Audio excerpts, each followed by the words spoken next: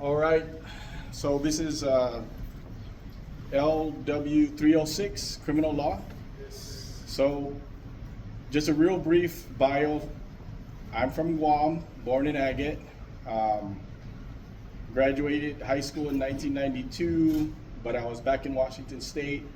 Came back to Guam, immediately joined the Guam Police Department, and then I started at UOG 30 years ago in 1995 under the Doc Sanchez program.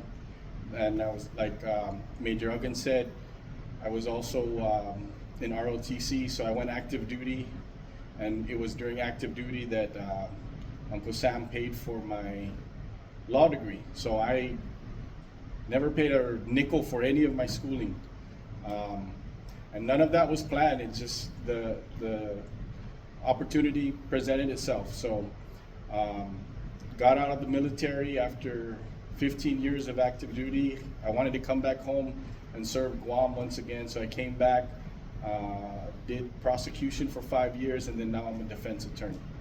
And I also was a magistrate, a military magistrate. I also taught, just like Major Uggan, for Central Texas College. I taught law classes, okay? So I'm a big picture kind of guy when I think about things.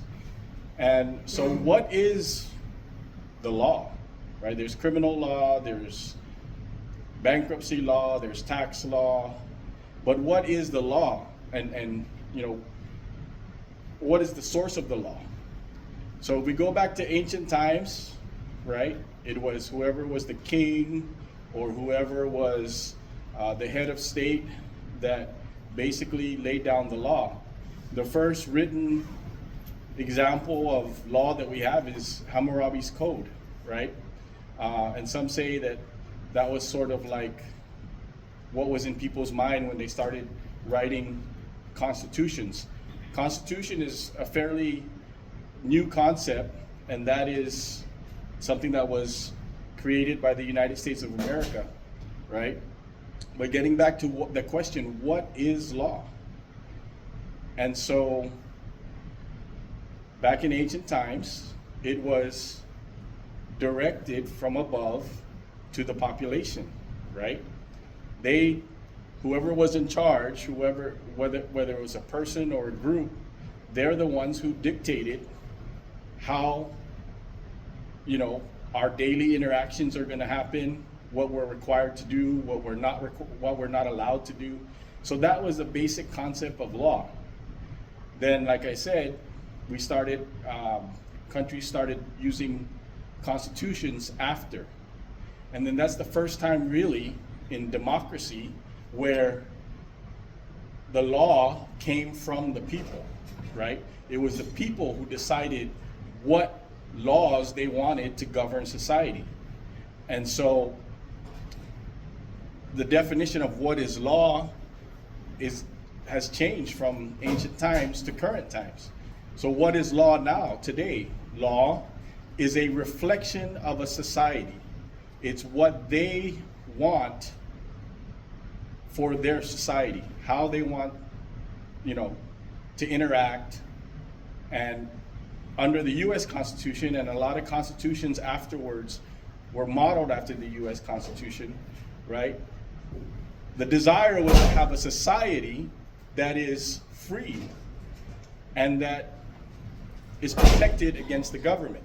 So you're free to do whatever you want to do. You're free to date whoever you want to date. You're free to go start a business. You're free to go live your life as long as you're not hurting anybody else, right? So you have that freedom. You have the freedom to express yourself, right? You have different freedoms that are protected under the Constitution. And then, of course, there are things that are prohibited, right? You know, you can't drink under age 21. It used to be 18. Again, that is something that society decided they wanted for ourselves. It wasn't top down, right? That has to be something established by the legislative body of the government, right? And so there are a lot of things. So there's common law, and then there's modern law, right? Common law is just what everybody knows that was common sense, put it that way, right? You cannot rape, you cannot murder, you cannot steal. Those, you cannot burglarize. Those were the common types of offenses, and that's why it's called common law. But now there's new laws, right? Like I said, you have to file your taxes, you have to pay your taxes, you can't drink when you're under 21, used to be 18 on Guam and most other jurisdictions. What's another example of something that was changed recently? You cannot legally have cockfights, right? That's actually the federal government that imposed that on us. Let's use that as an example, right? It's now criminal to actually hold cockfights. But remember I said, what is law? Law is a reflection of a society, right? But that wasn't something we decided. That was something that was decided by one guy, right? Mr. Patel, who was an animal rights activist, who lobbied the federal government, who lobbied Congress to do that in all the territories. Because the way cockfighting started getting outlawed in the states was state by state. There is no federal cockfighting ban in the states.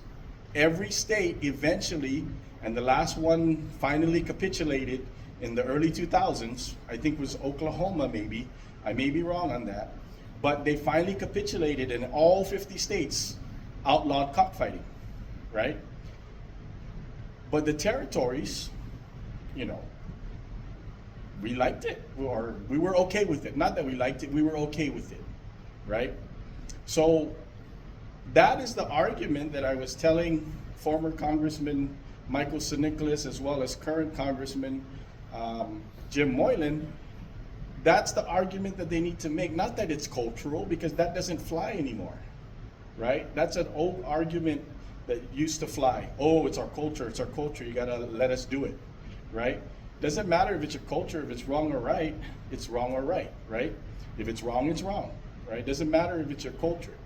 And I'll share a story about when I was in the police department where that cultural defense doesn't fly, right? So the argument I told them to make was, look, this is un-American. You cannot impose a law on some other group, somewhere that you have no ties with that. You know, are we over there telling them that they have to have Santa Maria Kamalan Day on December 8th? No, right? We don't tell California that they have to honor Santa Maria Kamalan on December 8th and it has to be a holiday.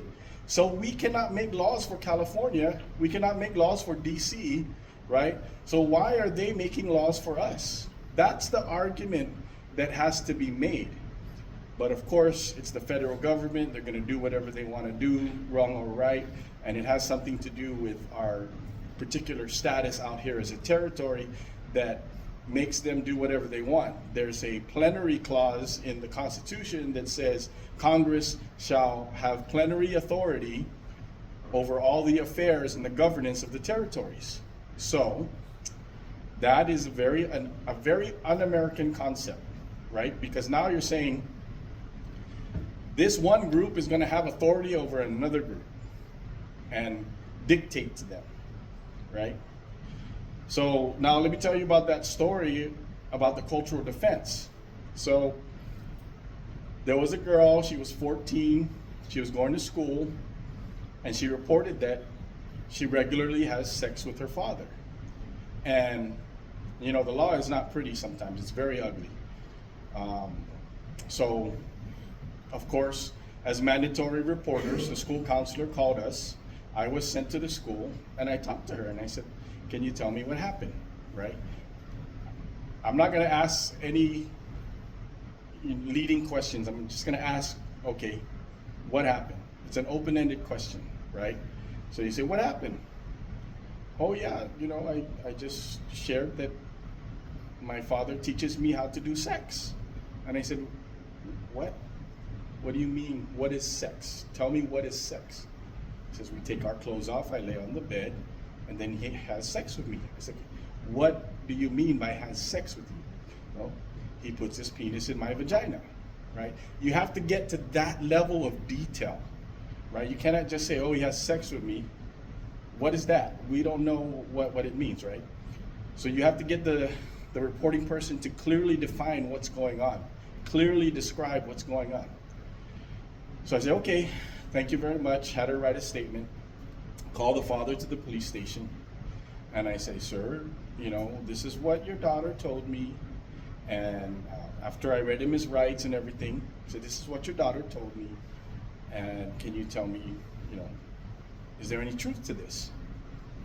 So he waived his rights and he says, of course. I'm from Outer Islands. We're from Outer Islands.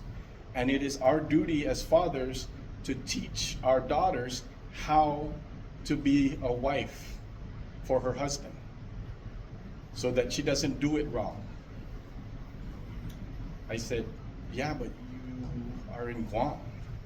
And Guam is part of the United States, and that's not allowed. He goes, yeah, but that's my custom, that's my culture, so nothing you can do about it. I said, yes, stand up, turn around, place your hands behind your back. Okay? So that's what I mean by the cultural defense. The cultural defense doesn't fly, it doesn't work, right? So you have to argue a principle of law that holds water. And what I was telling, like I said, getting back to the cockfighting issue, it's, you know, I personally have been to the cockfight. I don't care for it. You know, I only went for the soup and sandwich that they sell because it's really good, right?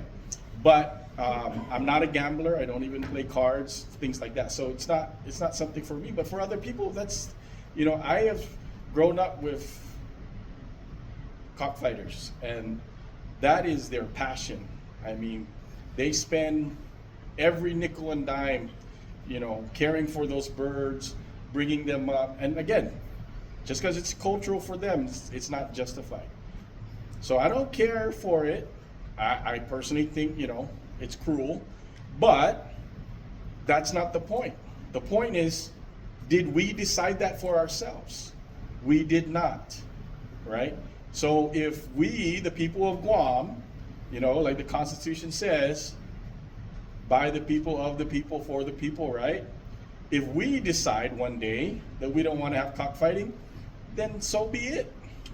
But don't come over here, Mr. Patel, who, you know, you don't live here, you don't have any family here, you don't know what goes on here. Don't impose your desires on us.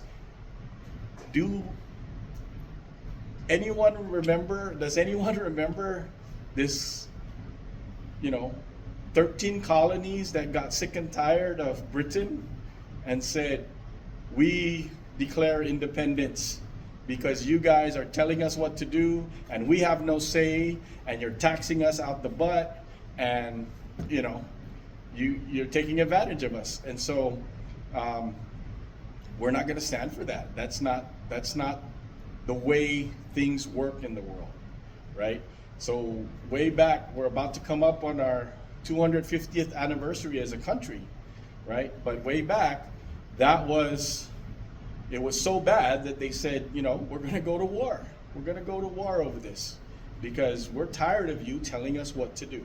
And so that's why I say when Congress tells us to do something or makes something illegal for us or requires us to do stuff, then we say, you know, that's not right.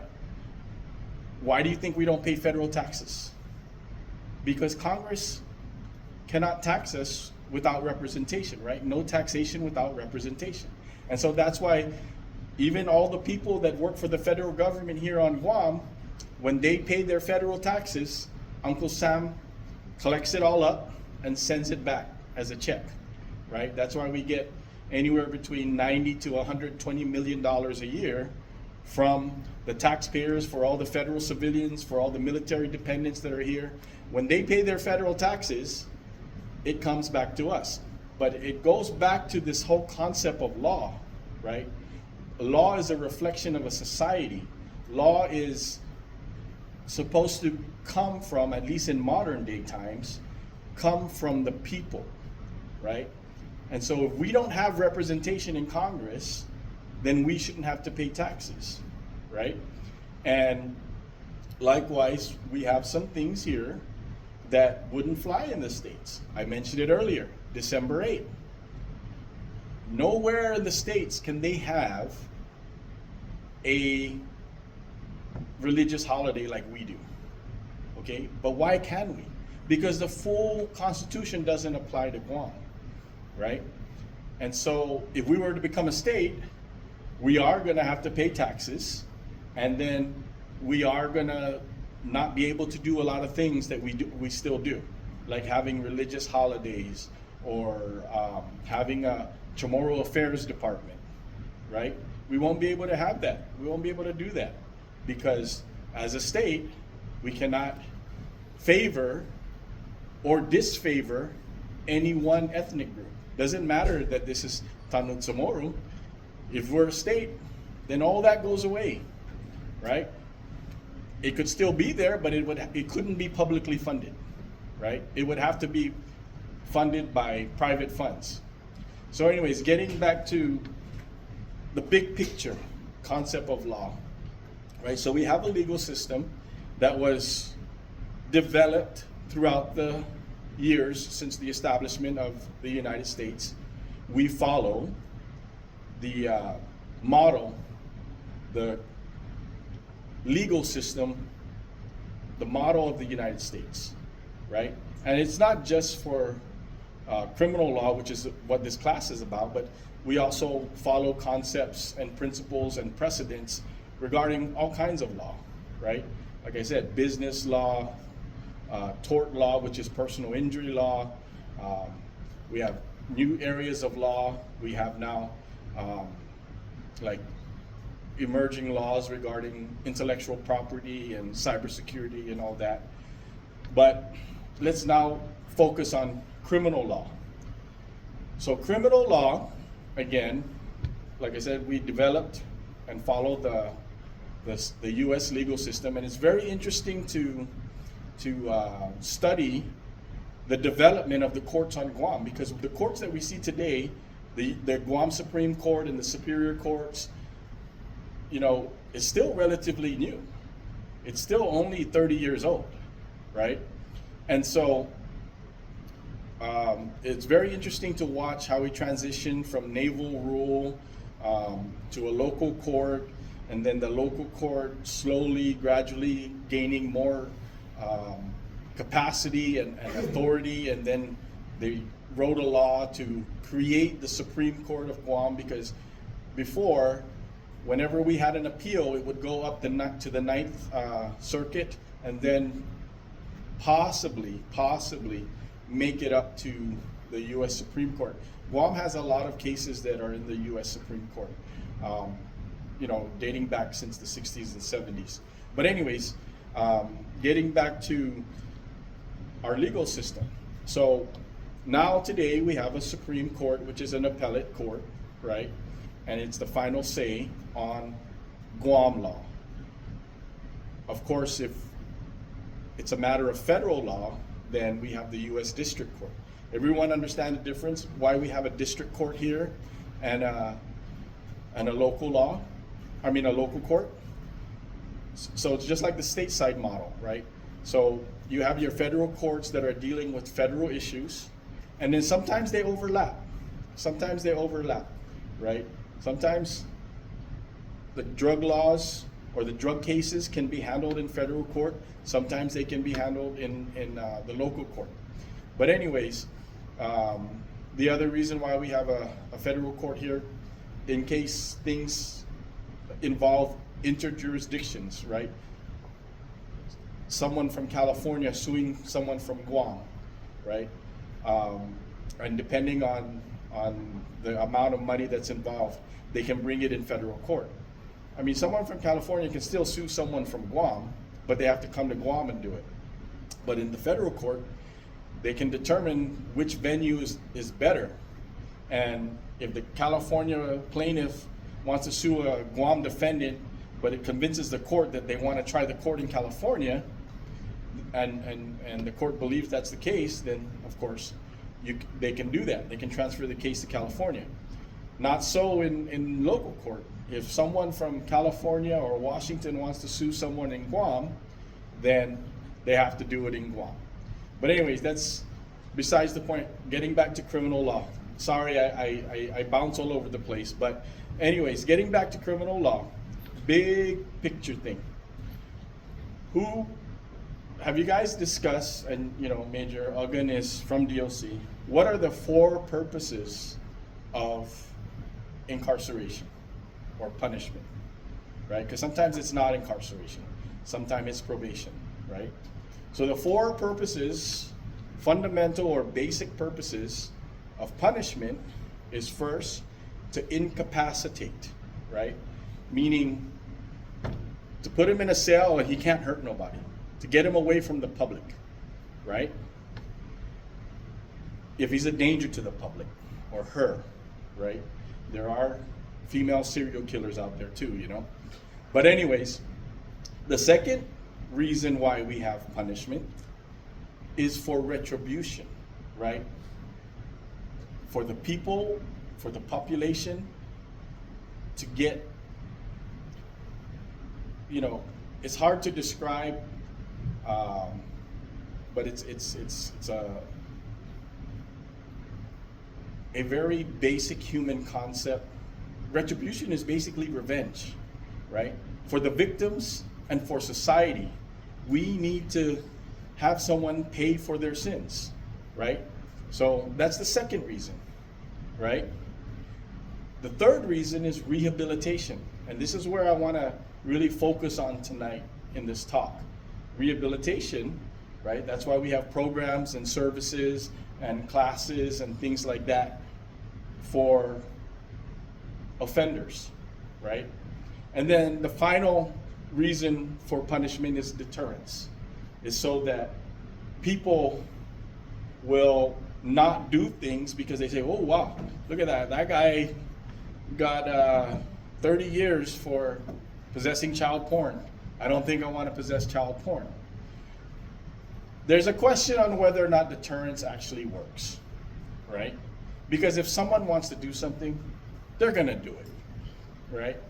I don't know how many times, you tell someone, boy, get down off that counter, you're going to fall down and break your arm. So that's deterrence, right? There's going to be a consequence. If you don't listen to me, if you don't obey me, right? There's going to be a consequence. That's deterrence. But if that boy doesn't want to get off the counter, and then he falls down and breaks his arm, right? See, boy, you should have listened to me. That also is deterrence, right? Because now he's got a broken arm.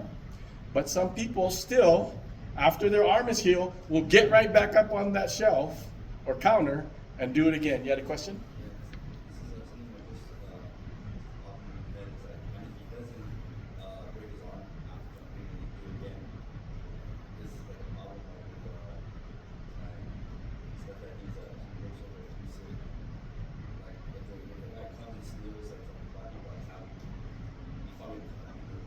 Right.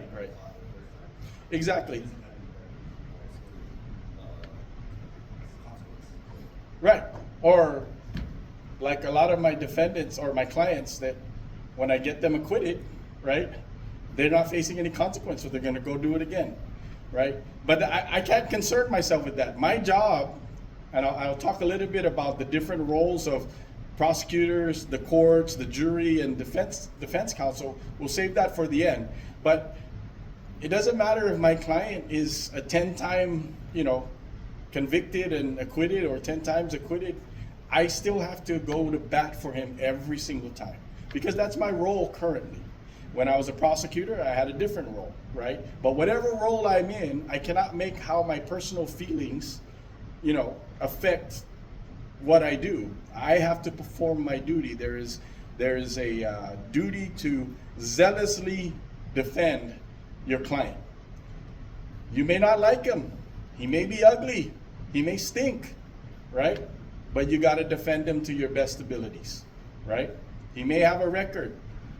You know, unless there's a personal conflict, like he's the guy that robbed your house last year, then, you know, then you can say, I can't defend him, right? But other than that, barring a legal conflict with him, I have to do my best, right? And of course, I'm going to do my best because that's my job to do it, right? Whether I'm a prosecutor or a defense attorney, I'm just going to do my best, right? It doesn't matter. I don't get to, you know, sandbag, or I don't get to, you know, throw a game, so to speak, right? So getting back to the 4 reasons, right? Like I said, incapacitation, to keep them away from the public so the public is not in danger, right? And the ultimate incapacitation, of course, is when you exercise the death penalty, right? Because it's not going to be hurting anybody anymore. And then, like I said, retribution or vengeance, or, you know, getting back, you know, and that's for the victims and also society as a whole. And then rehabilitation, and then deterrence. So focusing on rehabilitation, there's this concept in law, in not just Guam, but in other places. It's called restorative justice, right? And how do you define restorative justice? There's a lot of people that had a lot of different definitions. But when I was in law school, my internship was with the tribal courts. There are 7 tribes in Washington State, and they call themselves the Confederated Tribes because each tribe is small and, you know, don't make a lot of money except for what they do with their business ventures, which includes casinos, but they do other things too. Some tribes have construction companies, some tribes, right? Anyways, so what they did is they pooled their resources and had a prosecution office. And so I interned with that prosecution office, and I learned a lot. I learned a lot from how they view justice from a traditional standpoint, right? Because we know that, of course, the Native Americans didn't have judges and juries, and, you know, and when I get to the roles of the court, it's interesting to see that some places still don't use juries, right? And some places only recently started using juries. But anyways, getting back to the concept of restorative justice and the Native Americans, right? So the way they explained it to me, the judges in those courts, says, you know, we live in a society, and sometimes society goes out of balance, right?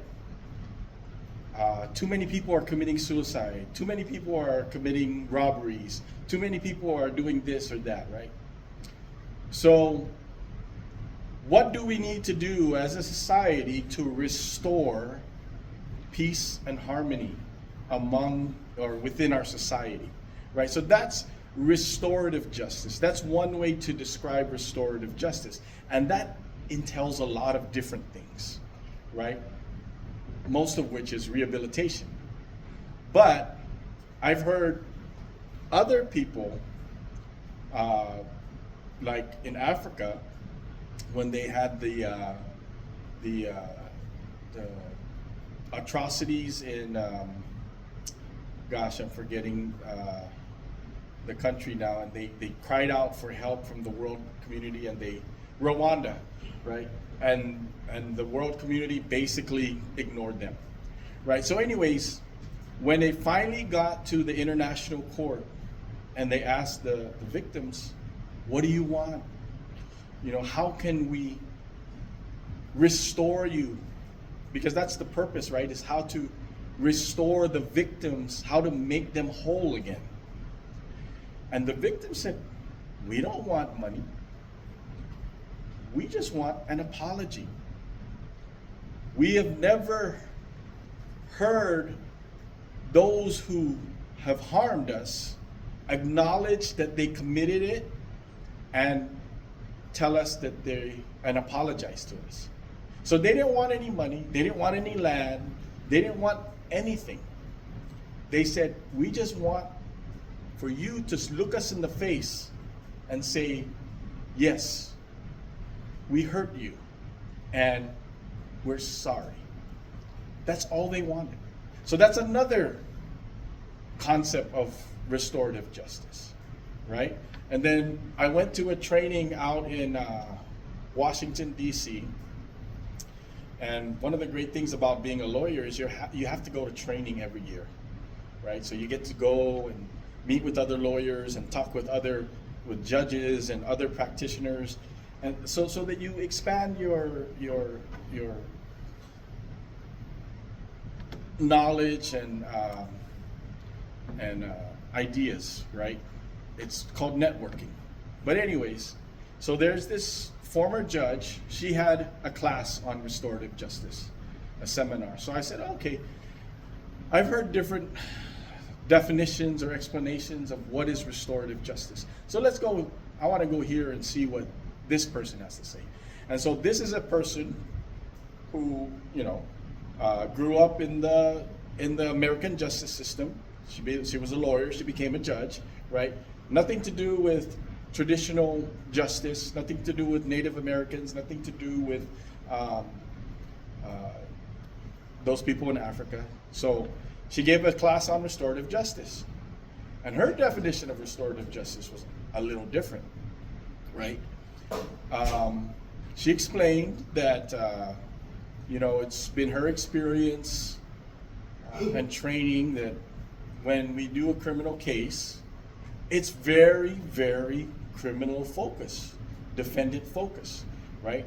All our energy is spent on what do we do with this defendant, right? And hardly any energy is spent on how do we make this victim whole, right? So she was victim focused, right? She was victim focused. She said, we need to develop our system, our justice system, to stop focusing on defendants, but focus on the victims. And how do we make them whole? How do we restore them to the way they were? But see, that to me is, it doesn't go far enough. I like what the Native Americans said. In a society, we try to have balance. We try to achieve balance.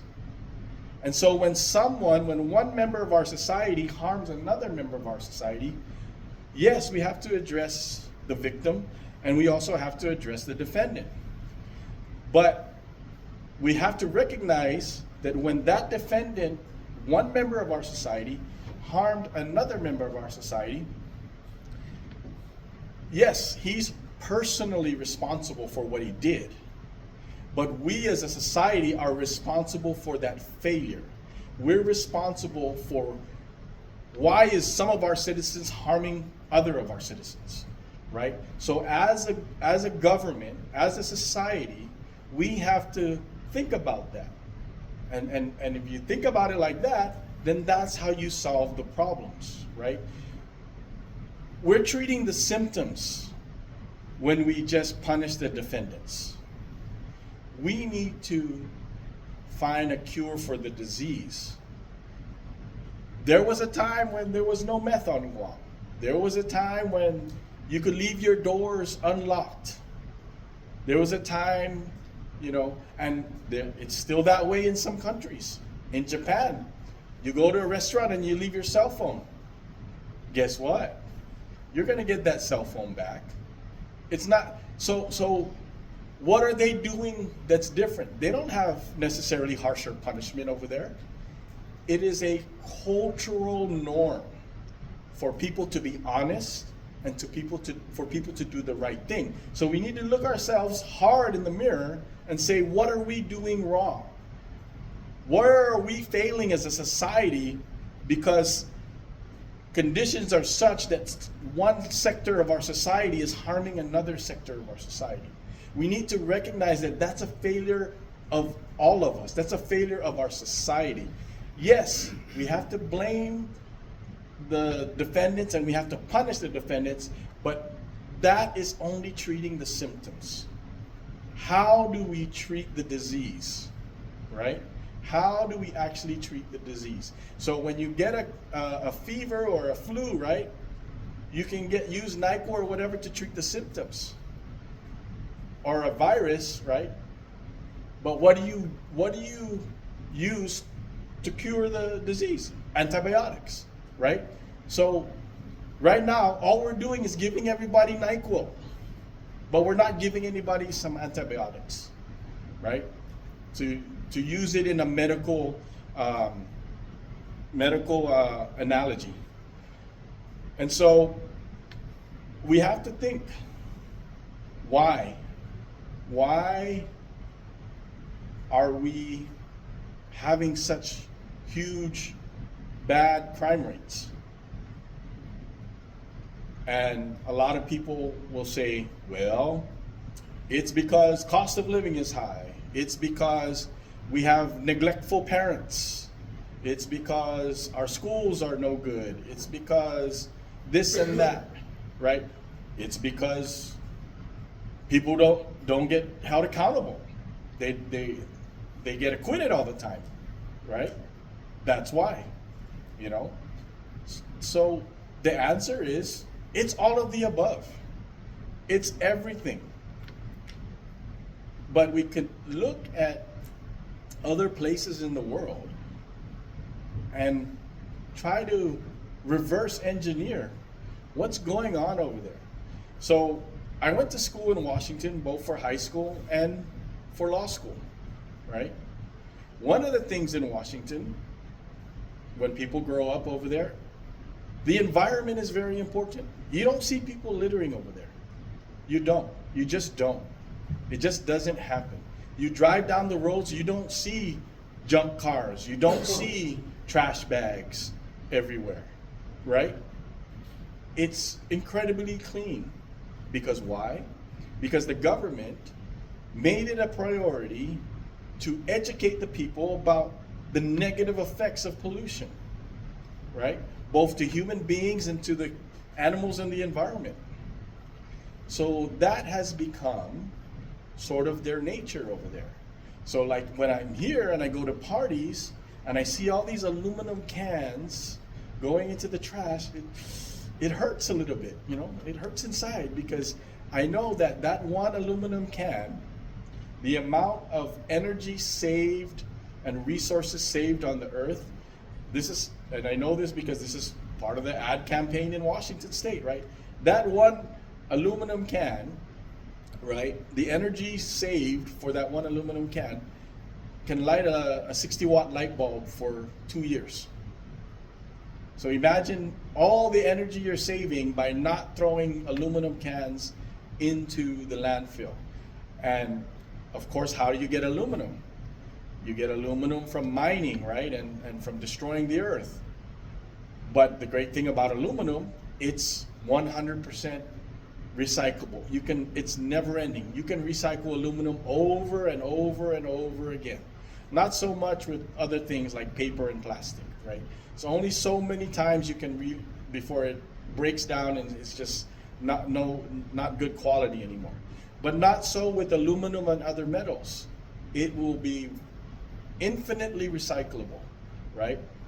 But we have enough aluminum in the world to probably stop mining for it, but if we just recycle it all the time, we could probably have enough aluminum to sustain. I might be wrong, but I think that's about right. I might be wrong on whether or not we do have enough aluminum if we just recycle. But it is true, though, already. We know that if you save, or we can save a lot of energy and the environment by just recycling aluminum. But I say all that just to make the point that, you know, having grown up in Washington, that's ingrained in me, right?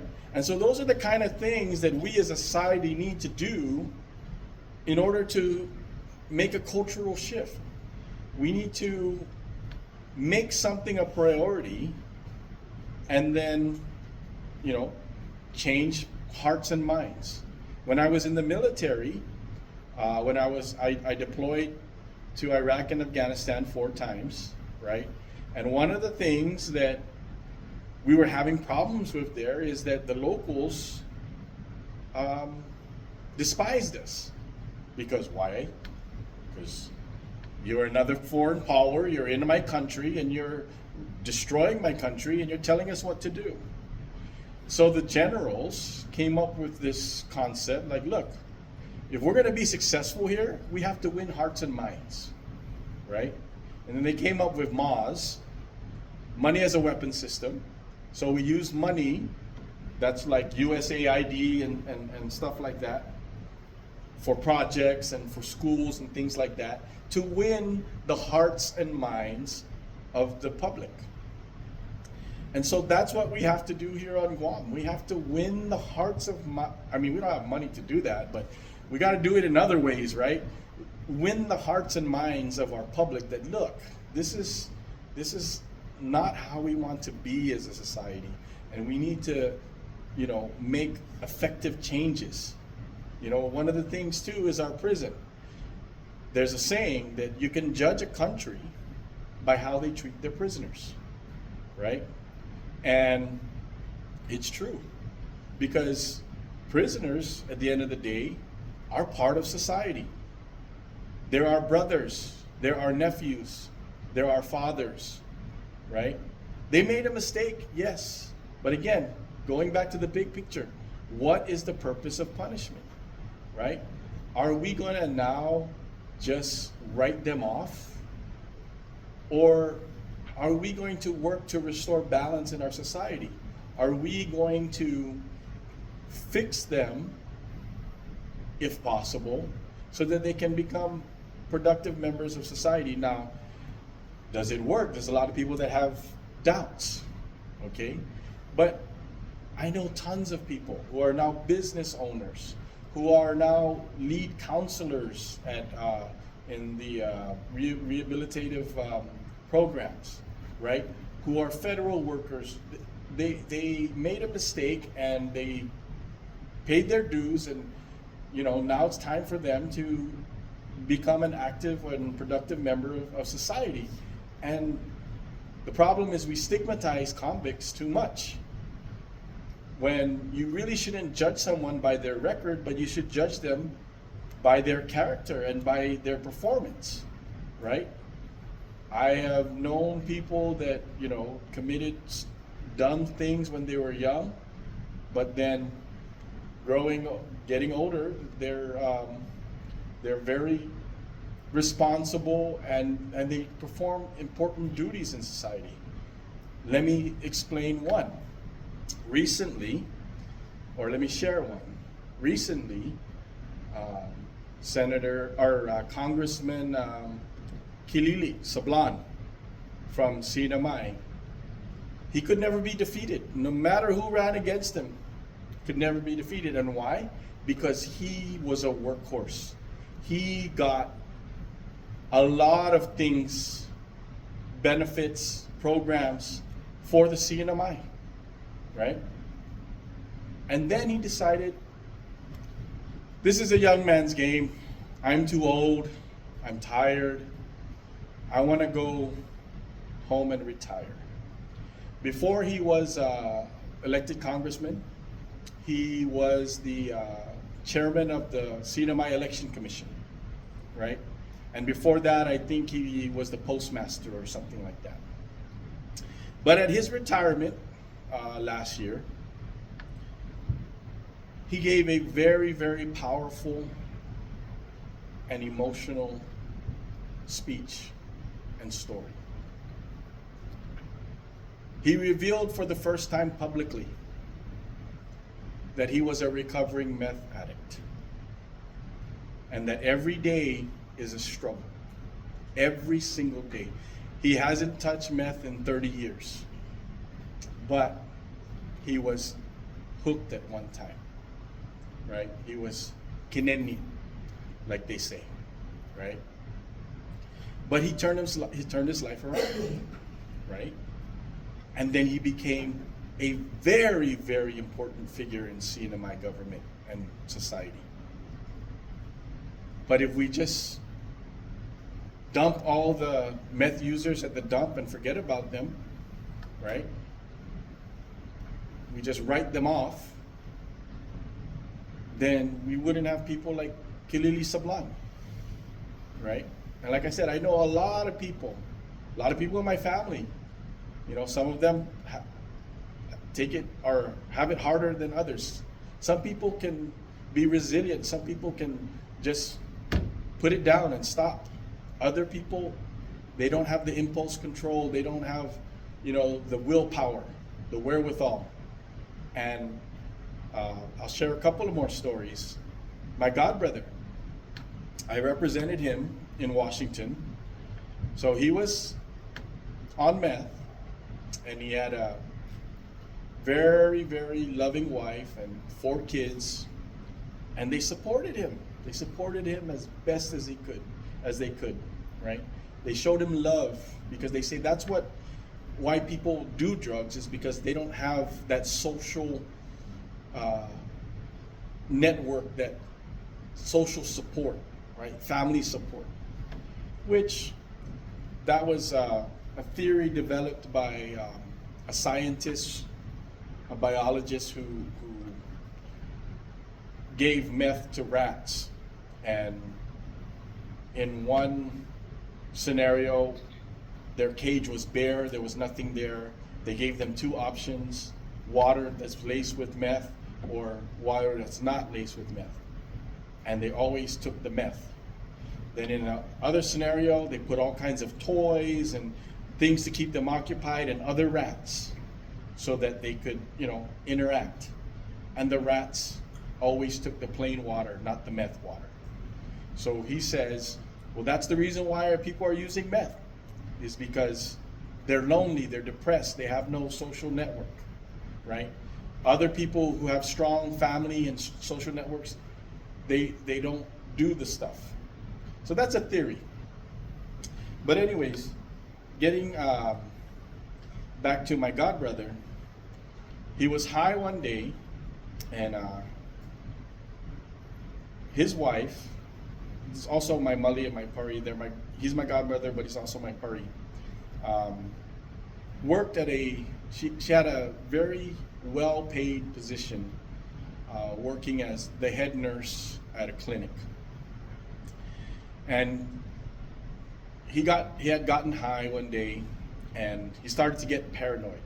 And paranoia is a symptom that you've been on the drug for a longer amount of time, right? So he's rolling through this rich neighborhood, and he sees this house, and he sees what he believes is his wife and kids in the house. So he pulls in, and he gets out of his car, and the homeowner happened to be outside working in his garage. But the homeowner over there was strapped, right? Meaning he had a firearm with him. And so he confronts my godbrother and says, "Where are you going? Who are you?" And for context, my godbrother is like 6'2", 275, right? So he's a big dude. And he goes, "I'm going in to get my wife and kids." He says, "No, sir, you're not. Do not go in the house. I'm warning you. I have a gun. Leave now." And he says, "Nope, I'm going in to get my wife and kids." So he opens the door, and as soon as he opens the door, as soon as he enters the threshold, he gets shot in the back by the homeowner, right? And it's justified, because when there's a big dude like that and you have your wife and kids in the house, right? That's castle doctrine, textbook, right? So anyways, he gets shot in the back. The doctor says it missed all the important organs, and about a half an inch it would have hit his spine, and he would have been paralyzed for life, right? So I figured, okay, this is going to stop him from doing what he's doing. So he goes into treatment. Well, he stays in the hospital for 6 weeks. They can't remove the bullet. It's more risky to remove the bullet, right? So he gets out. He does therapy, physical therapy, and he does the programs that the court ordered him to do. I got him a plea deal.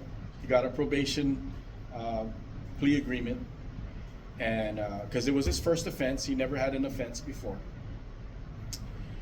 So not even 6 months later, after he gets out of the hospital, he's at it again. And I'm scratching my head like, well, if that didn't deter him, if that didn't stop him, then I don't know what is. I don't know.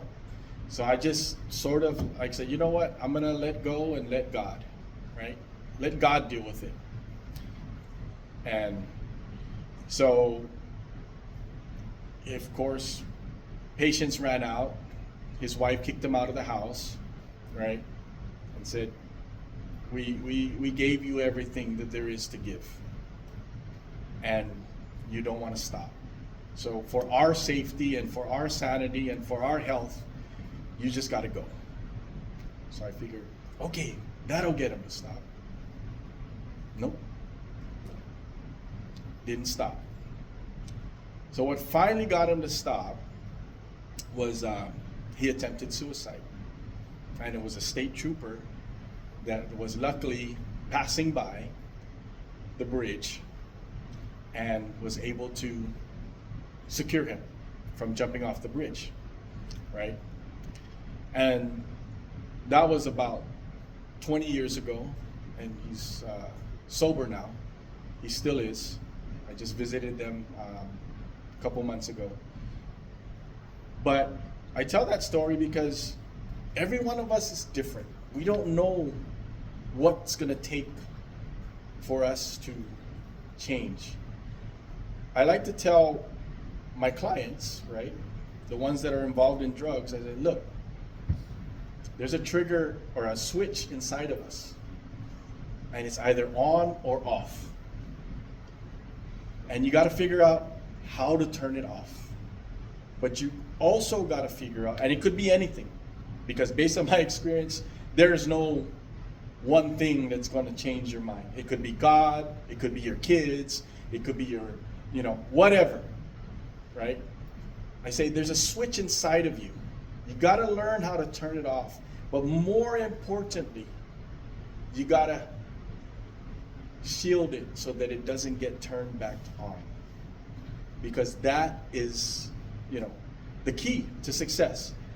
You got to be able to prevent that switch from being turned back on, if it ever was on, right? There's a lot of people in this world, that don't like cigarettes, don't like weed, don't like booze. They just don't like it. Good for them. That's how they were born. But other people, have addictive personalities, right? So I openly share about my mom. My mom was hooked on crack when we lived in California. Then we got rescued and went up to Washington. It became alcohol. Then, after she went cold turkey, it became gambling. So, all her life, rest her soul, she passed away last year. All her life, she struggled with addictive personality. Whether it was crack cocaine, whether it was alcohol or gambling. There are some people that just have no impulse control, no willpower, and that doesn't mean that they can't learn that, but they have to figure it out. Every one of us is different. You got to figure out how to turn that switch off and how to keep it off, and how to protect that switch from being flicked on by whatever it is that can flick it on, right? And so the final story I'll tell you about rehabilitation and redemption is I was assigned to Fort Lewis, Washington. And I was the chief of administrative law. And what that means is that I took care of fiscal, procurement, any other kind of legal issues that came up, contracts, interactions with the military and the local population, so on and so forth. It's separate from the criminal side of the house. So I also was responsible for ethics training, for giving legal advice to the commanders and command staff. So anything and everything that they had to deal with legally, I was responsible for that, right? So the general calls me into his office and he says, "Hey, Judge," in the Army, when you're a JAG, they call you Judge. It's short for Judge Advocate General, right? That's what JAG stands for. He goes, "Hey, Judge, I got an issue, man. I need you to help me fix it." I said, "Okay, what's up, General?" He says, "We have a Chief Warrant Officer 5 who is a dear friend of mine. You know, we're golfing buddies, this and that. We've known each other since Vietnam, right? And he's got almost 40 years of service and he wants to retire, but there's a problem. And I want you to find me a solution to fix this problem," right? So when he had submitted his retirement packet, a very, very smart and astute private who was a processing clerk, right, noticed something was off. Something was off about all his documentation. So he calls his boss then calls his boss, and they launch an investigation. So the investigation was done, but now it comes to, all right, here's the facts. How do we, excuse my language, how do we unfuck this, right? Military is known for a lot of colorful language. So anyways, what had happened was this CW5, and the way you become a warrant officer is you have to be enlisted first and then recommended to be either a warrant officer or a commissioned officer. That's for a warrant officer. You can do the same thing for a regular commissioned officer, or you can come in as a commissioned officer if you have a bachelor's degree. That's what I did. Anyways, what had happened was he had enlisted, and this was in the Midwest, you know, from a small town, and you know, it's not very sophisticated, not very smart. But while he was enlisted and assigned to Fort Riley, Kansas, him and some of his buddies decided they're gonna go knock off a liquor store. He was the getaway driver. Apparently not very good because they didn't get away, right? So of course, he goes up, dishonorable discharge, right? So what he does is he goes, and remember, this is back in the 60s. He goes and he finds a dead baby's birth certificate, and he assumes that identity. It was born around the same time he was born. So he goes and gets a copy of this dead baby's birth certificate, and then he enlists in the Army under a new name. But this time, right, he's walking on water. He's stellar. He, you know, rises up through the ranks quickly. Then, of course, when you're that good, they recommend you to become an officer or a warrant officer. So that's what happened. So then he goes and gets sent to Vietnam. He's a helicopter pilot, right?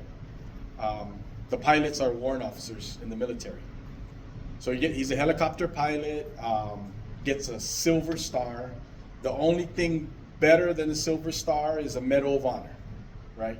It's the second highest honor you can get for his combat flights in Vietnam, right? Then he goes on to, become a trainer, a teacher, all these things for the military. He just does a lot of great stuff, right? But then, when he's about to retire, that very astute and eagle-eyed processing clerk, she was probably 19 years old or 18 years old, she's the one that said, something's off here, right? So then they present the situation to me. I said, what do you want to do, General? So I want to allow him to retire. What are the issues? I said, well, obviously it's fraudulent enlistment, right? And he goes, well, another JAG said, well, not only that, the benefits aren't his. The benefits are the dead babies, I'm like, no. The dead baby didn't go to Vietnam. The dead baby didn't do all these things. It's his benefits. It's just that he's using a bad name, so it's just fraudulent enlistment. That nothing belongs to the dead baby. The dead baby didn't do any of the stuff he did. He did it, so he deserves it. But he did it under false pretense, or false name, not false pretenses. He did it under a false name, so it's fraudulent enlistment. So what can we do? Well, can't really do much, can we? Anyone? What would you do?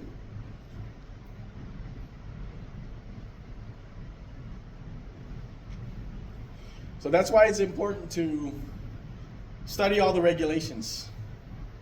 So there's this one paragraph in the Army regulations that say the Secretary of the Service that you're in, right, whether it's Navy, Air Force, or has plenary authority, there's that word again, plenary authority to, in contract law, they call it ratification, right? They have plenary authority to ratify it. So he can sort of like just allow it, right? And that's for fraudulent enlistment. And the spirit of fraudulent enlistment before was really all these people that were trying to enlist when they were 16 and they were lying about their age, and they're really, they were saying they were 18 and they weren't really, they were 16, but they wanted to get out of the house so bad because, they're tired of living at home. My mom's oldest brother enlisted when he was 17, but with permission of my grandparents, right? They allowed it back then, as long as your parents allowed you to. So he enlisted when he was 17. He didn't want to wait, right? So he enlisted, went off to basic training, and then went on to have a really nice career, retired as an E8, one short of the highest rank.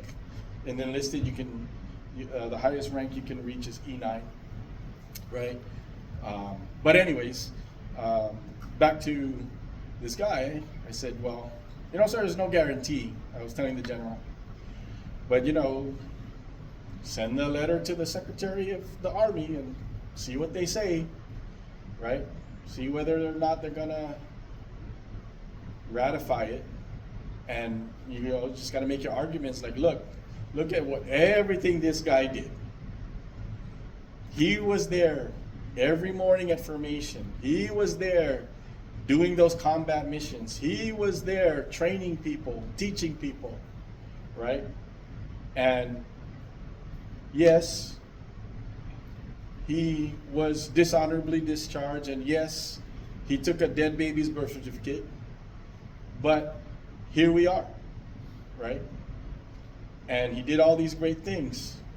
And it's up to you whether you're going to say, you know, go in peace, my son. You may have your retirement. And he was granted his retirement, right?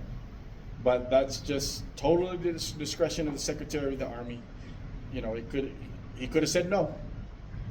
He didn't have to say yes.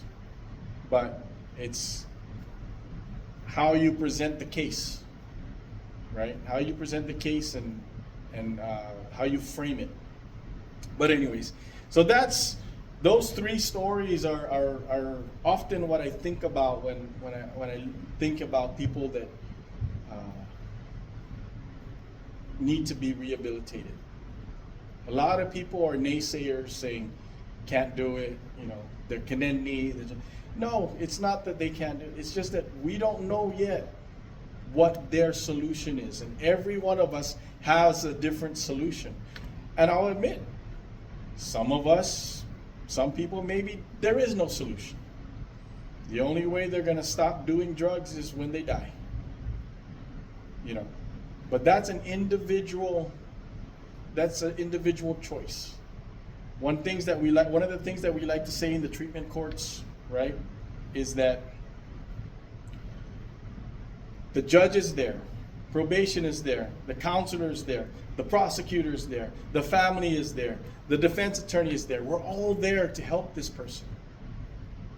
But none of us can make them do it.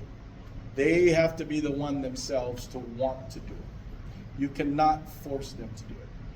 I remember, I believe it was one of the press secretaries of Joe Biden who said, I can explain it to you, but I cannot understand it for you. That's up to you to understand it. Not talking about the same thing, but the same concept as like, you know what, I can do everything I can to help you, but it's you're the one that needs to understand it, or you're the one that needs to rehabilitate yourself, get better. You gotta want it. And then one of the things too that is not a mantra, but something that they preach in the treatment courts is like, look, just because you graduate doesn't mean you're in the clear. You're just done with this program. You're gonna have, like Congressman Kilili said, you're gonna have to struggle with this for the rest of your life. You know, he said there are times when he wanted so bad to take a hit, but he found his way to make sure his trigger wasn't pulled or switched, right? How are we on time? A couple more minutes. It's 6:44 now. Okay. So I wanted to talk to you finally about the roles of the prosecutor, the defense attorney, the judge, the jury. Okay. So, show of hands, who has seen the billboards? Right? The billboards is a device to win popularity in the court of public opinion. But this is what I tell the juries when I go to trial. I said, listen, despite what the billboards say, you're not team prosecution. You're not team defense. You are supposed to be, out of all of us and the judge, you and the judge are supposed to be neutral parties. So when you walk through that courtroom door, you need to park everything that you heard and seen outside, park it outside. Whether it's headlines, whether it's news stories, whether it's chat groups, whether it's billboards. You are not team defense and you are not team prosecution. You are the most important role or component of our justice system. So the prosecutor, you know, they take the reports from law enforcement, the investigations, they decide what to charge, and then they move forward with prosecuting the case, right? The defendant, of course, is the accused, and in our system, if a defendant cannot afford a lawyer on his own, then he gets appointed one, right? And so that's where I come in. And so I have two duties. Is one, to make sure my client's rights are not violated. And two, and I don't get to choose my clients, right? And two, make sure that the process is fair. That's all I have to do, right? Make sure that the process is fair and that his rights are not violated. And they're intertwined, because if the process is not fair, then his rights are violated, right? And then, of course, like I said, I have a duty to zealously represent my client. I have a duty of privilege. I cannot divulge any of their secrets. You know, they could say to me, yes, I killed him and I also killed this other person. I cannot tell that to anyone, right? I am bound. And the reason why that is so is because in order for the system to work, there has to be an ability for a lawyer and his client to, you know, be completely upfront and blunt with each other, right? I don't sweet talk my defendants or my clients. I tell them, you know, this is the good, the bad, and the ugly, right? And then another thing is, you know, when they say, oh, defense lawyers lost that case, no, it's different, right? The prosecutors, they decide what to charge. If they overcharge and they don't win, then yes, they lost, right? But as a defense attorney, you don't decide whether to go to trial or not. That is the defendant's decision and his decision alone. So if someone goes to trial and the case is lost, the defendant lost. I didn't lose. I never lose. I do my job. Win, lose, or draw, I do my job, right? So it's not that I lost a case, because every case is different. The evidence is different. The witnesses are different, right? I navigate and guide the client through the system. I'm there as his advocate. I'm there as his lawyer, but it's not me playing the game, right? I don't have any skin in the game personally, right? So it's not about winning or losing. It's about, did you do your job, right? It's not about winning or losing. It's how you played the game. They say that in sports, but in sports, it's really a win or a loss. You know, they're just saying that to sugarcoat it, right? But in law, for defense attorneys, it's not whether I won or lost, or whether we got an acquittal or conviction. It's how we played the game. Did we zealously defend our client? Did we do all the motions that needed to be done? Did we do the investigations that needed to be done? Did we ask the right questions of the witnesses on the stand, right? As long as you can look in the mirror and say, I did everything in my power and in my knowledge and in my training to defend this person zealously, then I'm done. You know, I didn't lose or win, right? Even when I get an acquittal, which I do a lot, it's not that I'm winning. I'm just doing my job. Win, lose, or draw. Did you do your job? That's it, right? And so what I tell the jury is the court is a referee. They enforce the rules, right? But they're also neutral.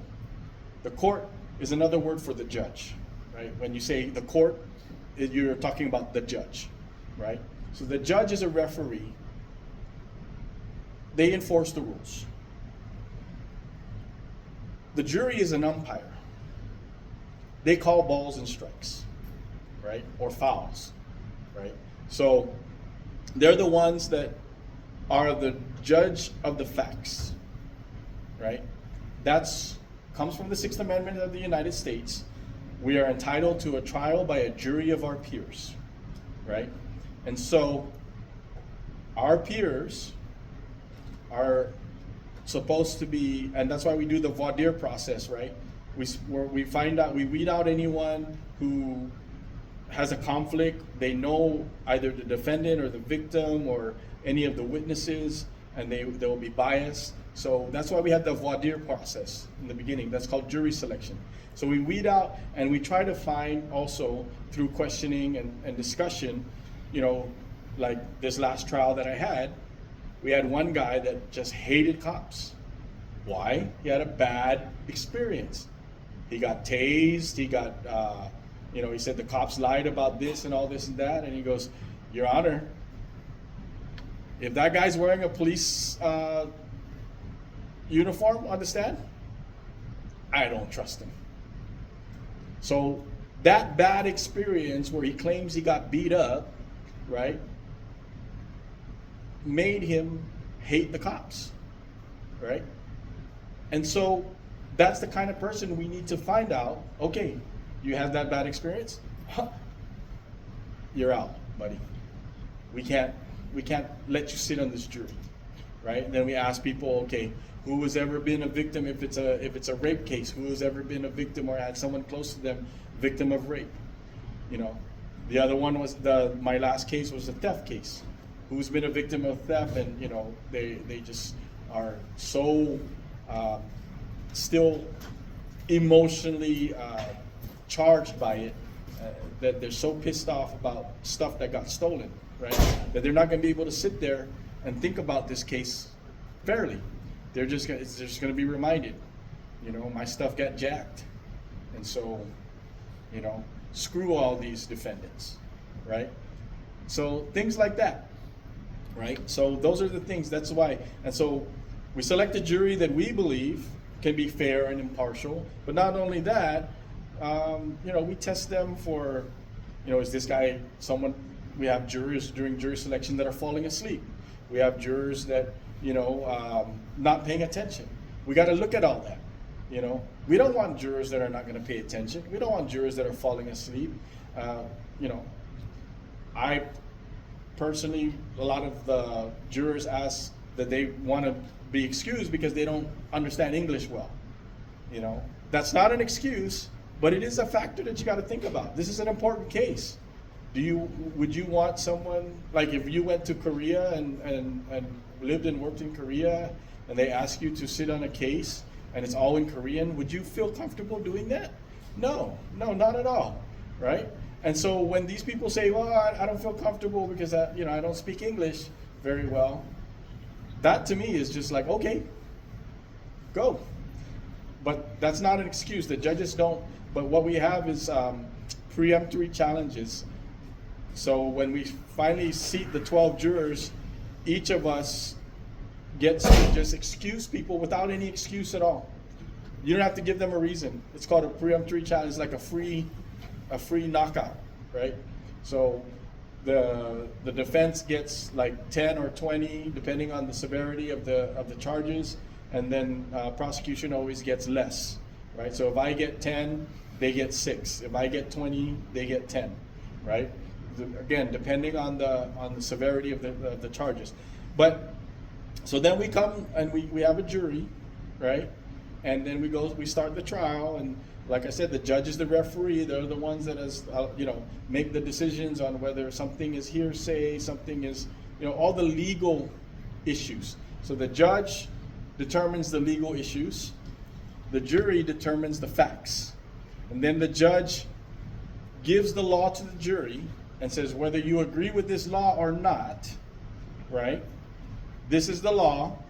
You need to think about what you heard and saw, apply the law to it, and return a verdict of guilty or not guilty. And that's how our system works.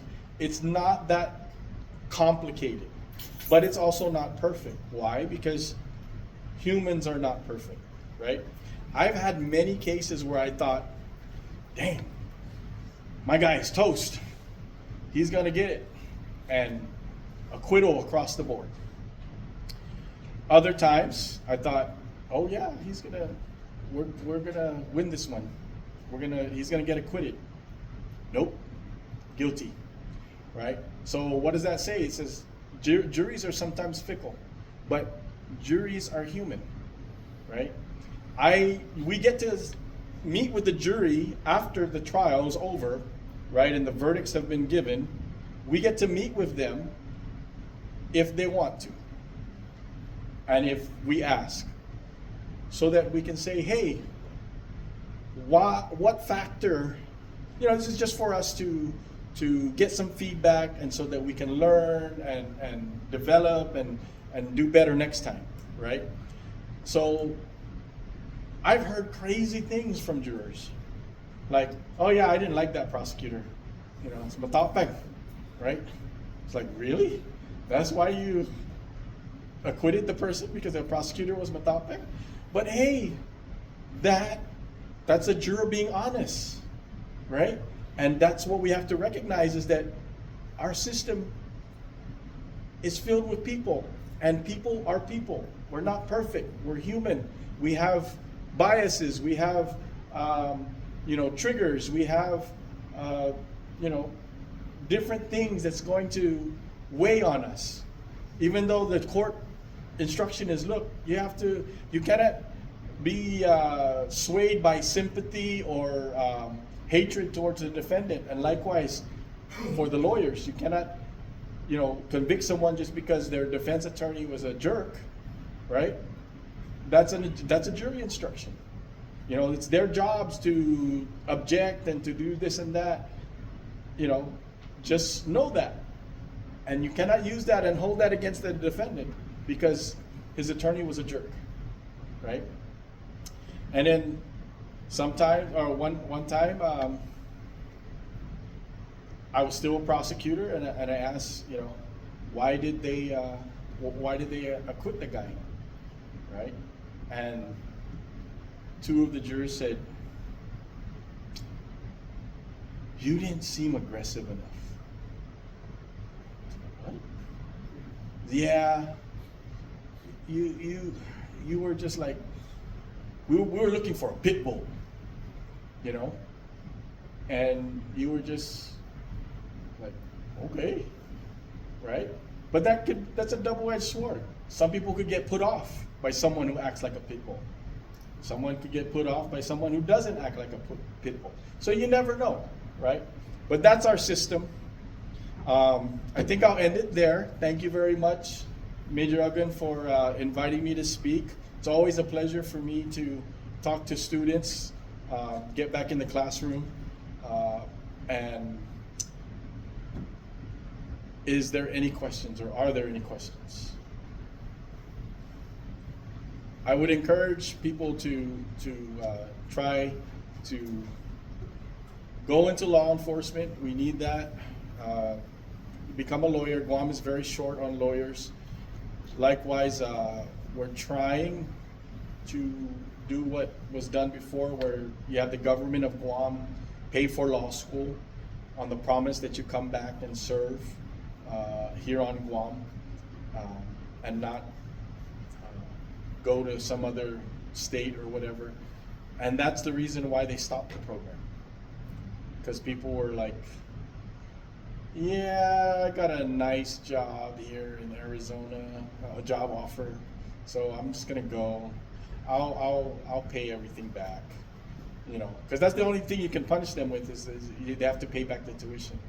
And so it ended up being like a student loan for them, right?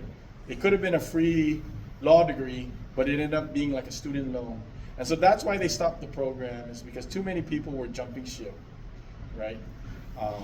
But anyways, no questions?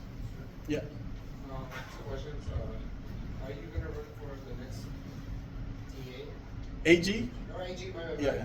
Yes, I am running. Yeah. AG. And then what makes you different from AG with? Oh, that's a loaded question. One is he's never been a prosecutor, and two, he doesn't seem to understand the law. He doesn't seem to understand, and he doesn't seem to respect the rule of law. That's just based on my personal interactions with him and what I've seen out of him and how he's been handling. He's the criminal side of the house. We have a few good prosecutors there. Majority of them are new to Guam, and they could have had a ton of experience elsewhere, but if you've practiced in one jurisdiction, you've practiced in one jurisdiction. You cannot, it's not transferable. You got to come here and be trained up and learn the local processes and the local case law.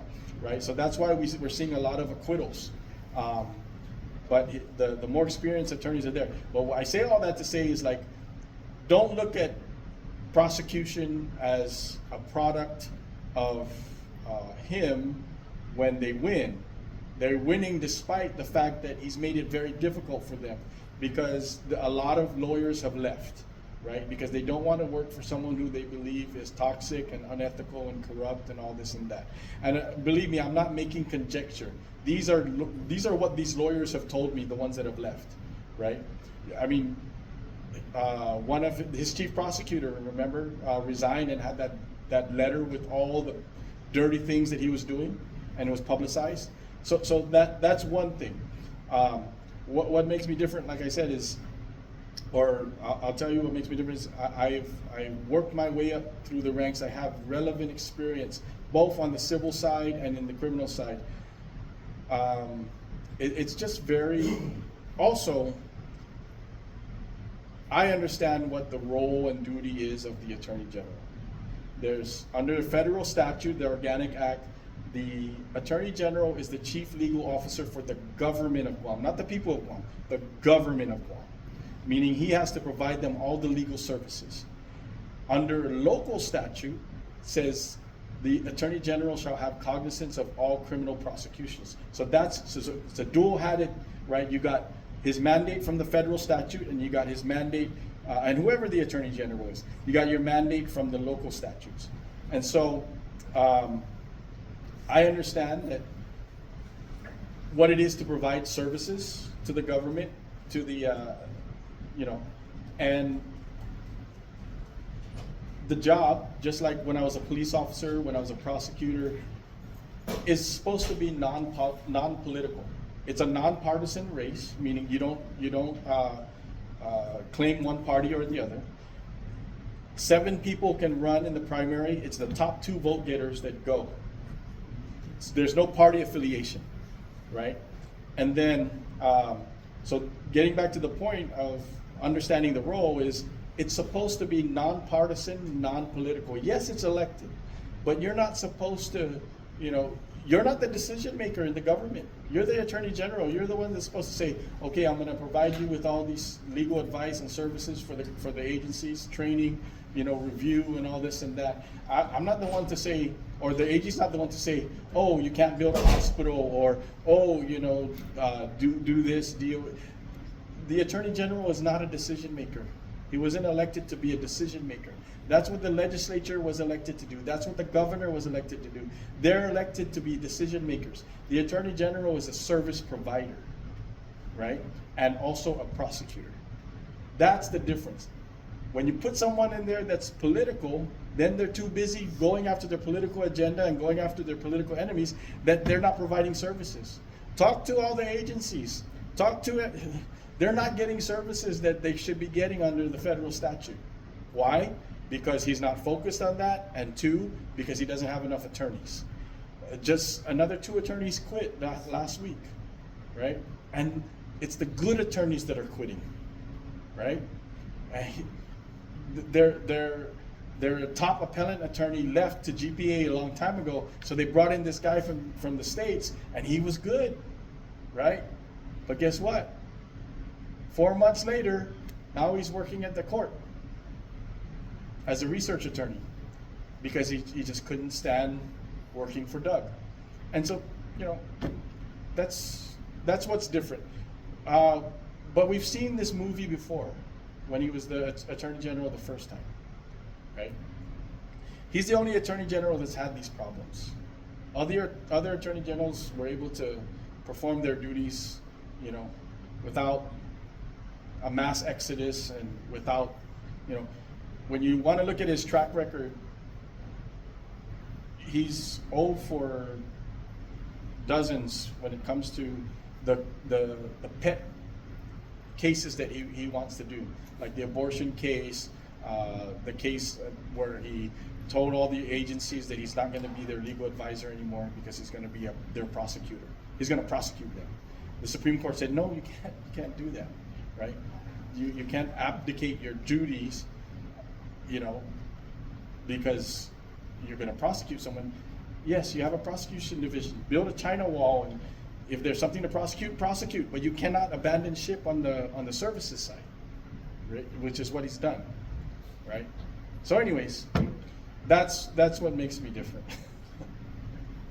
And I have a plan to fix, you know, and improve the procurement problem on Guam.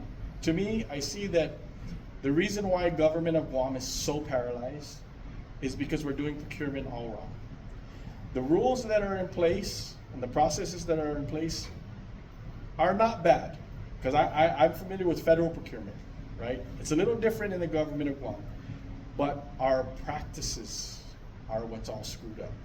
I believe in preventative law, so when I'm the AG, I will train and monitor all the agencies so that they get their shit done the first time.